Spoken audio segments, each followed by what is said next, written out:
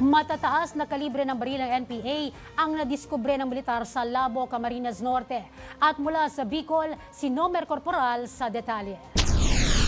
Matagumpay na nahukay ng Philippine Army ang mga matataas na kalibre ng baril sa sinasabing imbakan ng New People's Army sa bulubunduking bahagi ng Barangay X7 sa bayan ng Labo, Camarines Norte noong ika-16 ng Disyembre. Ayon sa militar, naging posible ang operasyon matapos makatanggap ng impormasyon mula sa isang pribadong impormante tungkol sa pinagtataguan ng mga armas. Agad na nagsagawa ng operasyon ang mga sundalo kasama ang pulisya na umantong sa pagkakahukay ng 26 na M14 rifle kasamang mga bala at magazines ng M16 at M14.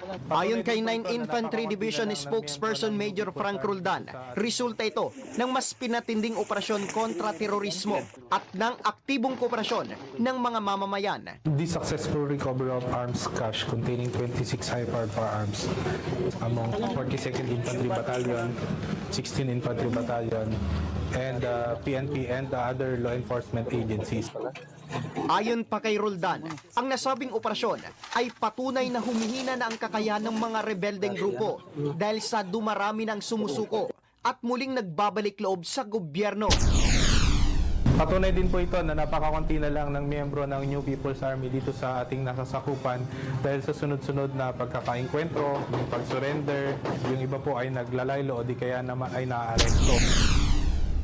Nanawagan naman ng Philippine Army sa publiko na kaagad iulat ang presensya ng mga kaduda-dudang grupo o iligal na aktibidad sa kanilang mga lugar. Para sa totoong balita sa Bagong Pilipinas, Nomer Corporal, Congress News.